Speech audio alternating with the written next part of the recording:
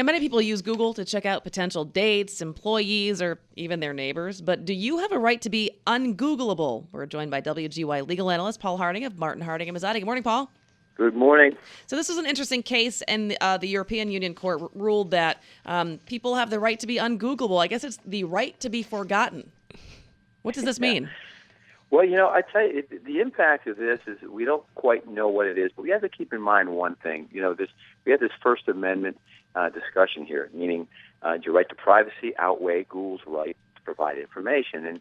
And we have the European courts, and we have to keep in mind that, in fact, although freedom of speech is an important principle in Europe, it truly is. I mean, and they do talk about it. It's not a fundamental right like we have here. So the folks here really can't get their arms around how this could possibly happen, and yet it happened. Well, I know there's a lot of information that's public record, and so it would seem to be, how can you hide it through a search engine? The original information is still allowed to be put online, and they're just taking out the links through Google.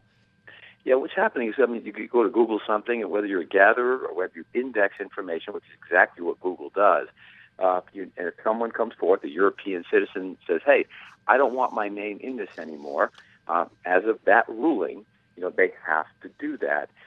Your point's correct. They're not writing it. They're not creating it. They're just disseminating something that's already out there, but the court says it applies. So, fascinating case, but you don't see any kind of U.S. application. It wouldn't stand. It wouldn't have a snowball's chance here, would it? Well, I always hesitate to make bold statements like that. I do see what happens when you have a young person who makes a bad decision in their teens or early 20s, and it can plague them in their 30s and 40s and 50s, because people just Google applicants for jobs. So I can see where there could be some individual rights that might overtake this whole concept of just freedom, complete freedom of speech, because it's dogging someone for a long time. It does make sense. But no, certainly don't see the U.S. regulators jumping on this and saying, great idea, we're in. I do know, though, that Google does work with people if there is a link to a questionable article or a piece of material on someone that they find objectionable. You can actually ask Google to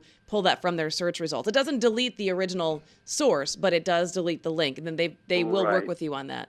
Often that's something that's in a blog or something that's inaccurate. But if you got, if you had a DWI and you were subsequently put in jail for something, that good luck getting that one taken down. But it's something that's less accurate, something that's done by someone less credible who's posting something. You're absolutely right, Kelly. So, we see a little bit of this here, but to go forth and say that, hey, you just say, I don't want Paul Harding's name, I don't want my name in that article anymore, even though I did those things, boy, that's what the Europeans have come forth with, and that is the last court of appeal. So that is now the rule in Europe. Hey, Paul, we only have like 30 seconds left, but I got to ask you, this case up in South Glens Falls with the bounce house and the private citizen who even used those little plastic stakes, there's no charges and nobody seems upset with the guy who owned the bounce house. His kids weren't the ones injured. But would that guy theoretically be liable in any way for what happened?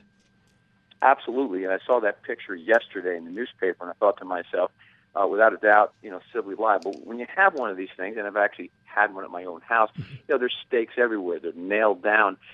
With a big gust of wind, I can't imagine it putting it that high in the air, but it did. Absolutely. You have a duty. Number one, if it's windy, they take it down. If you've ever been to events and you have someone monitoring the equipment, if it gets a certain amount of wind, they actually just deflate it. It no longer works. But if they kept it up, my guess is there were no stakes in the ground, or certainly inadequately staked. Okay, and so theoretically, I guess he did stake it, but those little plastic things don't really work. And I guess the fact that the wind gust came out of nowhere might be a defense, would it? In fact, it wasn't a windy day. Yeah, the general proposition is if you have the amount of stakes in there, it would take really some kind of a wind that I don't know exactly what wind took, but it would take something of a tornado effect to just come out of nowhere and do that.